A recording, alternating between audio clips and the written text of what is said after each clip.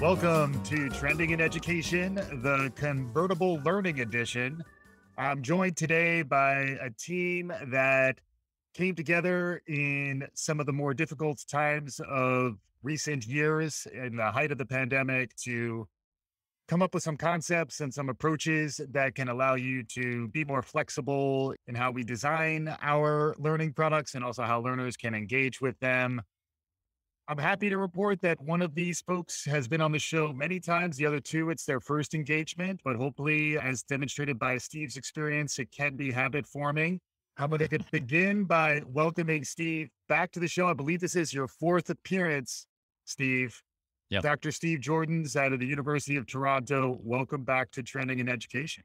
Thank you. Thank you. I proudly display the Trending in Education magnet on my fridge, right where it belongs. So excellent. Very cool. Excellent. Hard earned with my 3 previous visits. Absolutely. And I wanted to give you credit. I believe I just did recently give you credit for the great Snapback, which is one of the topics that we talked about last spring of 2021. You were characterizing us as about to enter into a great snapback where folks didn't have time for the pandemic frame, the mental models that had come about through COVID-19. We were just kind of revert back to previous thinking. I was trying to pitch for the fact that one trial learning, we were going to be so freaked out by the pandemic that it was going to change our behaviors long term. I will here publicly say, I think we were at to something, Steve. So congratulations with that idea. And then interestingly, I think that interplays well with convertible learning because convertible learning is more something that would be a change that hopefully the pandemic brought about. We're going to get into all this as part of the show. To begin, we always like to get folks' origin story. I thought we could start with you, Steve. You could introduce your colleagues. We hear your origin story. And then we also hear the story of convertible learning. Spin us a yarn, kick this off however you want. It's all going to work wonderfully. Oh, good. Thank you. Yeah. Well, I mean, I like to kind of say, I think where a lot of my passion for education comes from is from a weird place, which is I like teaching large classes. I like lots of students there. I like to feel that vibe. I'm also in a band and it's the same sort of thing for me. I want to walk into a full house and I want to feel that energy.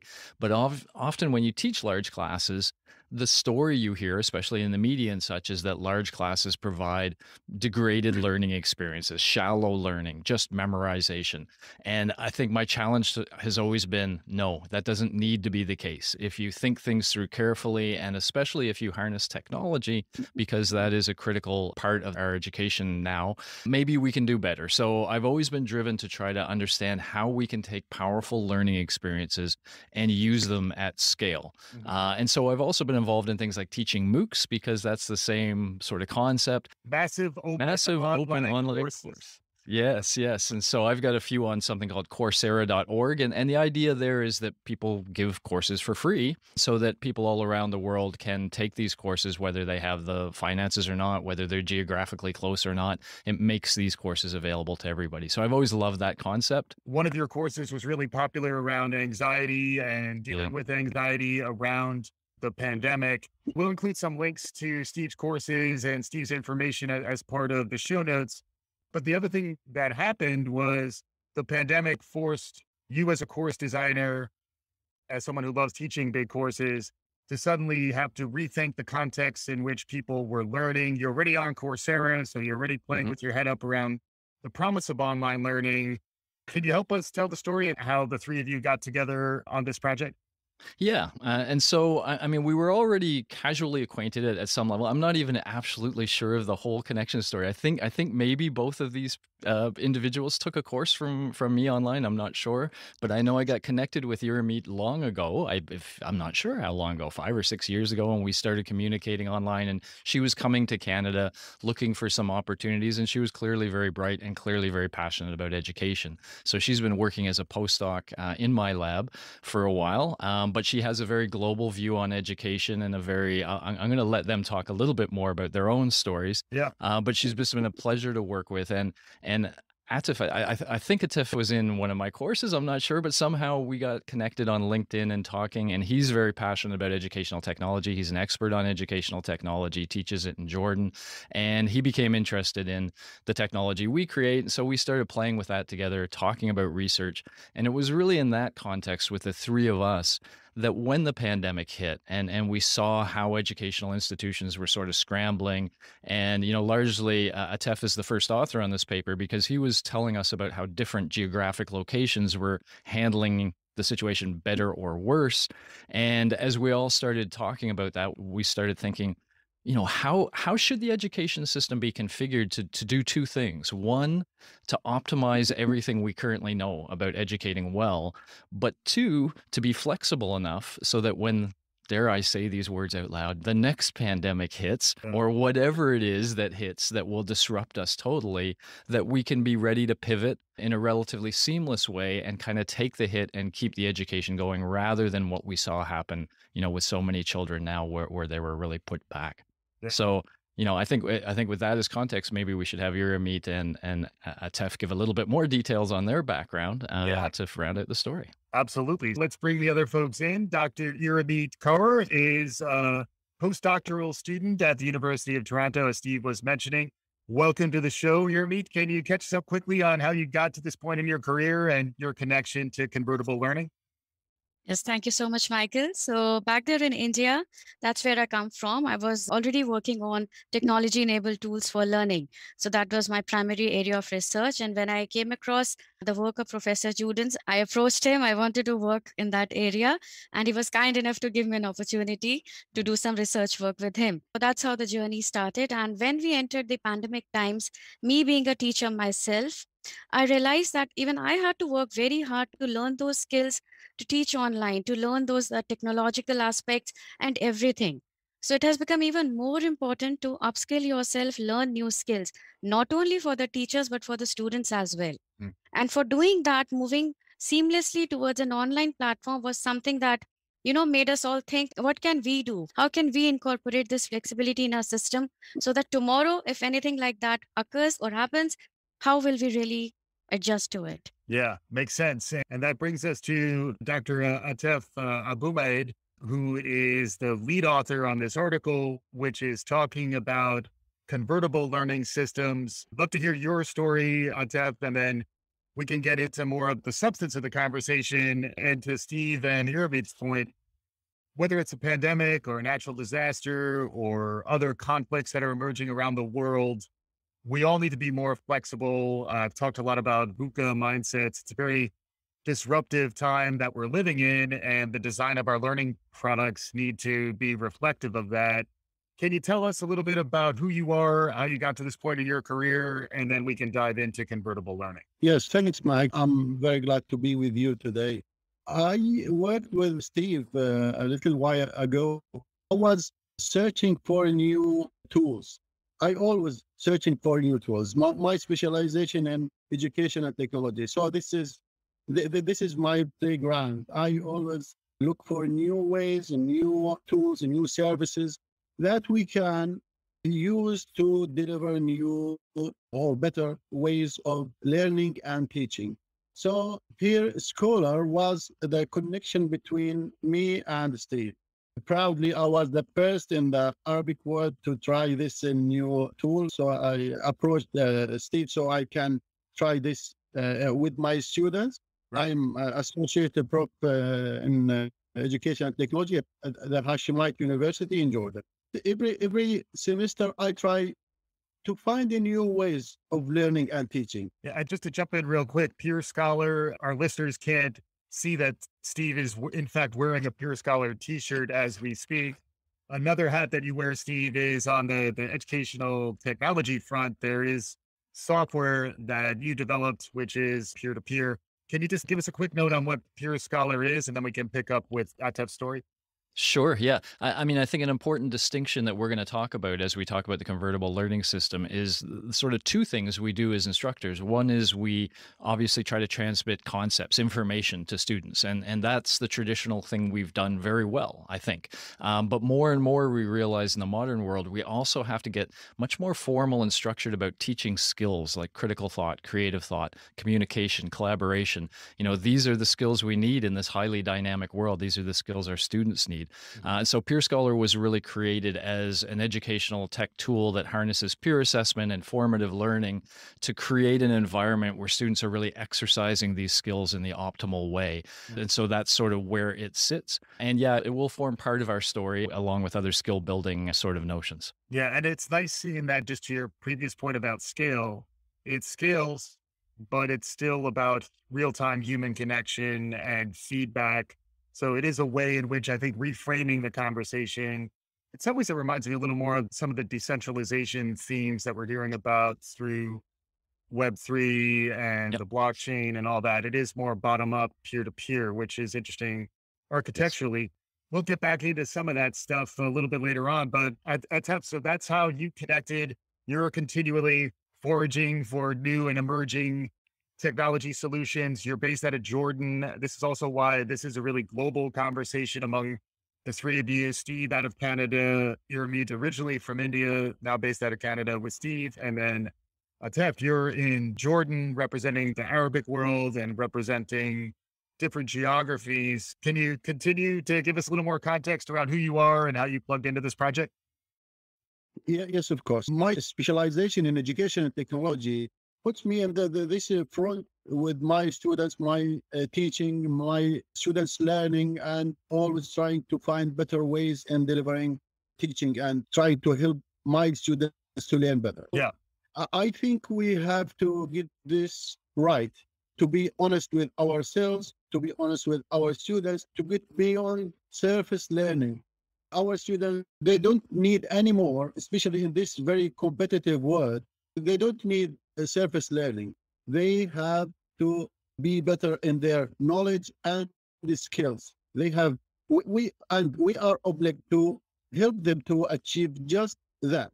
Trying to search in this path, I approached Steve's peerScholar was a brilliant tool for me to trying to try new things for myself and my students, finding new paths to learning. This tool was very effective, and in the middle of that, coronavirus just came up. Yeah. So we had this almost weekly discussion with Steve, then Irameet came up on the board. So we had this idea and we had all this passion and concern about learning and this crisis and how we can understand the situation better. Yep. From my point of view, it was from the ecosystem, education system, education landscape, how we can understand the components, the players in this field to help students, to help teachers, to help education systems to be more flexible, more convertible, and to be more effective. Yeah. Yeah. And I love the term convertible. It is the summer months here in North America. It's time to get out on the road, perhaps put the top down, wind in your hair. It connotes some interesting ideas. Flexibility is another word that I've heard a lot. I've talked many times about The End of Average, which is a great book by Todd Rose out of Harvard School of Education, about how one size fits none really when it comes to learning, and that each of us comes at learning from our own context. Those contexts are really varied. We've also talked a lot about universal design for learning and how accounting for difference across all dimensions really is critical to successful product design. And then learning increasingly is being thought of as learning products, learning ecosystems. Steve, maybe coming back to you to kick off the next round. High level, can you frame up for us what convertible learning is, what a convertible learning system is, why you wrote the paper, and we can bring in Atef and Irameet where it makes sense. Sure, sure. Yep. Before we get into the details, because the details are where the really interesting stuff is, I think, because it's a question of how you craft these learning experiences and blend from one to another. But at the high level, one of the things I'm kind of proud of the paper is our first few paragraphs are much more whimsical than you would maybe find in a scientific paper often. And I wasn't sure they would get through the process, but they did. And we do use that convertible kind of analogy, which I think is very good. And the idea of the convertible is, when things are great, you can put the top down and you have a certain kind of experience. And it's, an experience that's great on many levels, sun on your face, wind in your hair, that kind of thing. But on other levels, the wind is blowing by and it's very noisy and etc. What kind of SPF do you have in a sunny day? Exactly. Exactly. So it's got its pros and it's got its cons, and then on a rainy day, the bad stuff happens. You can very quickly put the top up and continue driving, but the experience has changed. It's now, for example, the radio probably sounds a little crisper, but you don't have the wind in your hair. So it's a different environment. And the notion is you can go in a convertible between these two states very quickly and sort of continue the drive. You don't really need to disrupt that much. And that was the overall goal, where we said we wanted to kind of take a step back and say, we know about flipped classrooms. We know about, peer learning. We know about so many sort of techniques that can be used. We also know about what worked in the traditional model. How can we imagine a convertible kind of approach where, what would we be doing when everything's great? What would we be doing when a pandemic hit? And how can we kind of move from one to the other and keep the education of the students going forward? So that was the overall analogy that we were trying to hold. And then from there, again, it becomes the details of how we craft those different components. Awesome. And let's get into the details in a bit. But before we do, it does also remind me of, it's baseball season when you have a retractable dome. Those stadiums are also convertible. And it is important to design with that in mind. The reasons why people might be displaced are really varied nowadays, really on both ends too, right? So this accounts for the instructor being less available. And to me, it feels very much in line with a more high level concept around hybrid learning, because in some ways the convertibility, one of the dimensions that you convert along is how in-person versus online might interact with the learning experience. Maybe picking up with you, Irameet, any thoughts on convertible learning? What about that resonates with you? Any context you think that might be relevant? I do like the broad representation of context across the globe presented by the panel, which is great. But any thoughts jump to mind for you, Irameet? Yes, definitely. One of the most important aspects in the paper is that it really doesn't matter whether the windows are open or they are not, the roof is open or not. Eventually, you'll reach your destination. So the learning experience is definitely there, but how do we really maximize that experience? How do we enrich it more? And how do we take the best of both the worlds, online and the traditional learning? This is what we have tried to include in the paper. So while sticking to the essence of traditional learning, the theoretical lectures, how do we move ahead by incorporating the latest technology and the skills part that we were discussing? Yeah, it reminds me of the idea of anti-fragility. The idea that we're in a world where things are increasingly fragile, increasingly brittle, things can break. Yes. A turn of phrase that I don't like a lot that's being kicked around now is learning loss. There was a missed opportunity generally around cancellations or around drift where people couldn't connect into online. Maybe it wasn't delivered well enough. There really was increased resistance built in, increased risk of failure was built into the continuity plans for instruction. Atef, I imagine you could attest to this in your own experience. How did you see some of the challenges present themselves? And then where does convertible learning start to bridge us perhaps into a more resilient and better way of thinking about course design? I think the world is getting to the two crises, two problems, two disruptions. It is part of the reality. We have to accept it. Part of our job is to try to be more flexible, more convertible, more determined, more persistent to reach our equality education. So we don't want just to accept the reality, but we have to be more effective in response to what reality shows up. So we have the tools, we have the services, we have the knowledge, we have many things to build on, which can enable us to reach our destination, to reach our goals in a very good way, in an effective way. Whether it's in part of our position as teachers or students or education systems, we have the things we can utilize. We have the goal, quality education. We have the tools. We have everything. It's only we need to be more determined, and we need to be more open to realities with our experiences. It is not acceptable by education systems or individuals just to go beyond the crisis by going back to how they used to be before the crisis.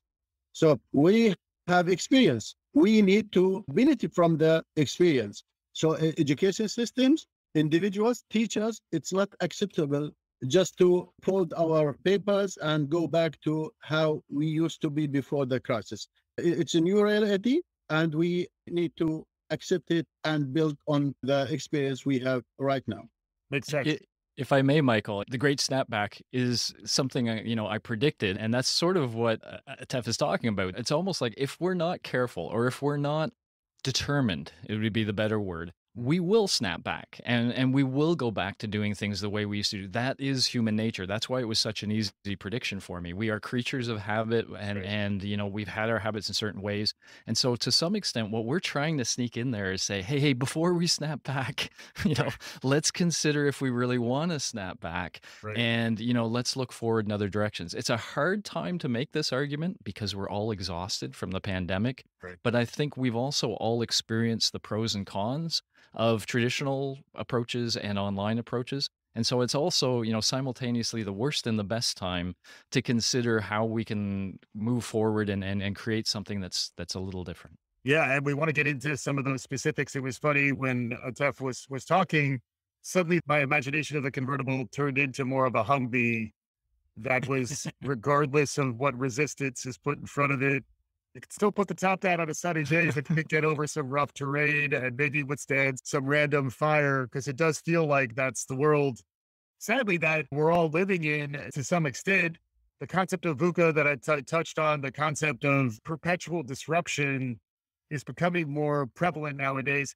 And Steve, I want your quick take on this. Sadly, I think this might be the end of the snow day. And as a Canadian, I want to get your take on how convertible learning relates to snow days, perhaps as a use case. We did want to get into some specifics. I would be curious about, if I'm designing courses, I think increasingly just about everyone is, which is another massive transformation that has happened. The number of people who are thinking about using online tools to design courses, and, folks who may have been cautious clickers, a little reluctant to get in there, have been forced into this migration. Some have really taken to it. But as folks are trying to think about how to design in new and better ways, what are some of the specific concepts that you're outlining around convertible learning that folks might be able to use in their day-to-day? Yeah. So first of all, I think Atef has no idea what you're talking about with snow days. Although actually, I had a colleague that was in Jordan recently, and it snowed while he was there. So maybe occasionally he sees it, but I don't think it's ever enough to cancel school. I'd be surprised. But let me kind of lead with, I think, what our most extreme sort of position is, and that's a sort of reimagination of how we use class time. Because to some extent, what our argument is let's realize what we can do really well online, and what we can do really well is lay foundations for a deeper learning that we can carry on in person. And that's both for information and skills. So if we think of information, yes, we think of the lecture as sort of the stereotypical way of presenting things. But if you consider a very well-constructed, well-designed video on that same topic, where you have the compelling narrator, but you also have the ability to have, immediate animations and interactivity of various styles, you can actually present that content in a much more compelling way through a short video. And that's great for students to get the basic foundations of the concepts. But then to really understand them at a deeper level, they need to work with that information. And so if we imagine that they get their foundational learning online, but then come to a classroom, and now the classroom for us is always going to be about soft skills. It's always going to be about working with information and working with others to go through things. And that's what we really imagine is when we have them in our classrooms, let's make the most of that. That's the time we can be human. So let's be human. And also for skill development. Things like peerScholar are great for laying the foundations of critical thought, creative thought, communication. But it's still an online platform. It's asynchronous, so you have time to think before you respond to a peer, etc. Where we really want to get students is where they can do all that in a face-to-face, synchronous environment, a real-time environment. So they can learn the basics of this stuff online, and they can do that anytime. But then when we have them in classrooms, let's not have my 1,800 students, regardless of what I just said about loving big classes. Let's imagine classrooms that are configured in a way that really allows students to take what they've been learning online and put it into practice together. And in so doing, practicing all these skills, these soft skills, we might want to call them, in a direct way, and making that a core part of our educational system so that when they graduate, they've been there, they've worked in teams, they've maybe worked on experiential learning projects where they've worked with community partners on real problems. Let's bring some of that real world into our classroom at the times when learning is good. So that's sort of, in broad strokes, the sense of it is maximizing the digital for what it delivers, but also realizing where it stops. Yep. And then realizing that's the point where we need to take over with the humanity. Yeah, that's great. I wanted to pick up with Irameet next, talking a little more about the skills and the soft skills. I like to say I get social emotional baby periodically on the show because social emotional skills are a big deal. Although interestingly, there's even been a backlash against SEO, particularly in the US, which is something we've been watching carefully. Hopefully that subsides. But when you think about the future of work and you think about employability, some of the things that Steve was just talking about, how do you think about that type of skill development? I got a sense Steve's kind of touching on there's certain social human skills that are best developed peer-to-peer, collaboratively, perhaps in person, probably synchronously. But I'd love to get a little more of your thinking on this, both what types of skills and then how you design for their development. Okay, so our CLS system actually is divided into three components. The first one being the content learning, which Professor Joordens just talked about, that making small lectures, video lectures for the students.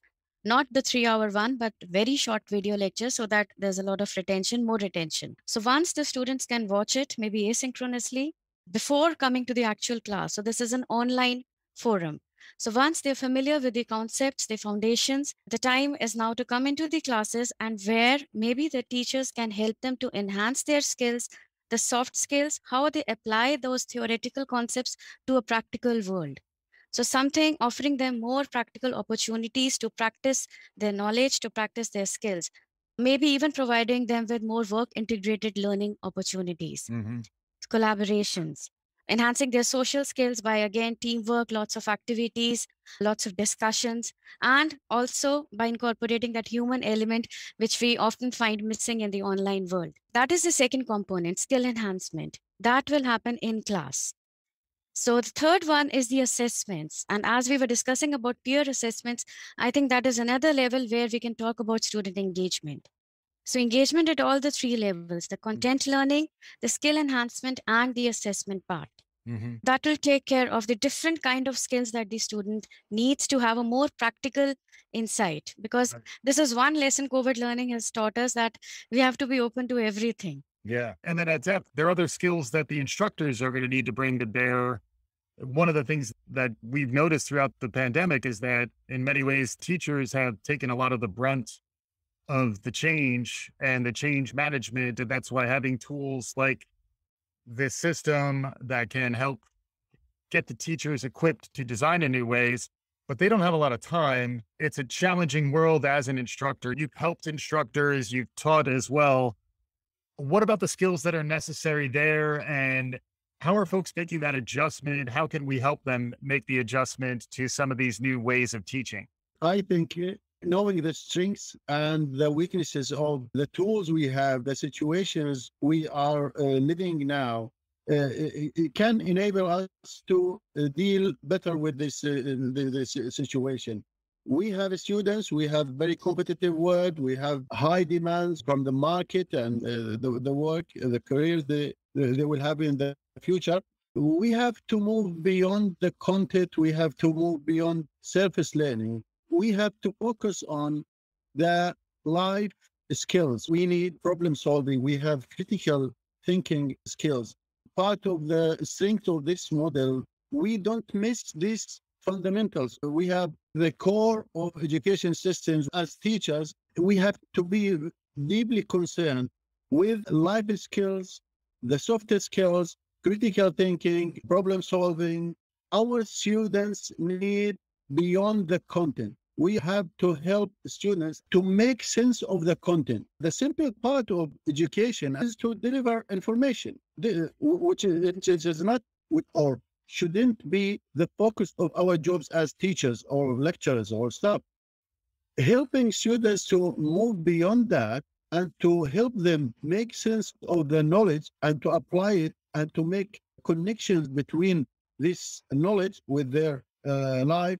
Our job is to prepare our students to life, helping them to be better citizens, better people. Better people doesn't stop by giving them knowledge or information. We have to move beyond that and help them make sense of that, apply that, and to connect with each other, trying to implement what we give them in the form of skills, soft skills or life skills or whatever. The main point here is to move beyond the knowledge, to be more focused on skills, to give them the situation where they can apply skills to connect it with their real life.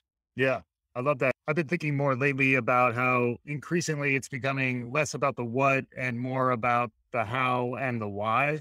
How do I do it and why do I do it? And that's where if there isn't an alignment with the relevance, what's in it for me, why, and then how do I do it? In some ways, if you can abstract that and the what becomes more what's kind of flowing through the system, it's almost like the importance of learning how to learn. Steve, we're getting closer to the big finale here. Can you help us adopt maybe a little more of a future facing lens here? What do we see on the horizon? How do we think about convertible learning and many of the real challenges that our instructors and instructional designers, people who care about the future of learning, what do you see on the horizon and how might convertible learning help folks make sense of things? Well, maybe one of your viewers can help with this, by the way. This is something that's been bothering me for decades. There's a word in some cultural language, somebody told me this, where this cultural language does not make a distinction between student and teacher. They assume that that's the same role, you're just at different points along the continuum. I think we more and more as teachers have to show our students we're students as well, that we're learning, we're developing, we're changing what we do. And I think we really need to model, we so often had this traditional approach where it was all about, we're going to tell you stuff and you have to get it right. We live in a world where there is not necessarily a consistent right. You have to learn to be flexible. You have to learn to pivot. You have to learn to embrace failure. And these are the kinds of things that universities traditionally don't teach. I think we need to model it. I think more and more we're going to see instructors trying these different things, hopefully in very mindful ways. That's what we're trying to help is, here's a real mindful way to do these things. But I think modeling this with our students is really, especially when we fail. Like being in a classroom saying, I'm going to try this thing. It's supposed to work. Here's why. Let's try it out. Oh my goodness, it didn't work. How could we do it better? Doing things like that with our students is what they need to see because that's what their world is going to be. It's going to be a much more entrepreneurial, gig-based kind of thing. And we need to give them the skills. And the other important thing I'll mention is, Atef's been talking a lot about going beyond information and knowledge and getting to skills, which I agree with 100%. When you're doing the why, you better understand the what as well. When you're working with the knowledge, you're learning the knowledge. So it's not an either or, it's not a trade-off. There's just a real powerful advantage we can give by shifting our focus more towards skills. And that's where I think the future will go, much more hands-on, much more active, much more experiential learning, plugged into the real world, authentic sort of assignments.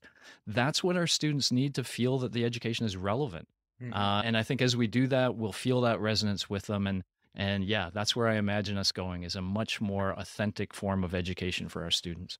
That's really interesting. It does also make me think about the skills and competencies required for educators, to your point, and then how much they might become specialized, where if you're good at creating those videos, that becomes something that there is a competency around that. Which is a great example, if I may jump on. There's a science behind those videos. You know, Yeah. Irameet was talking about how long they should be. Mhm. You know, there's a lot of information we know about how to present content in ways that will lead to a durable, strong memory.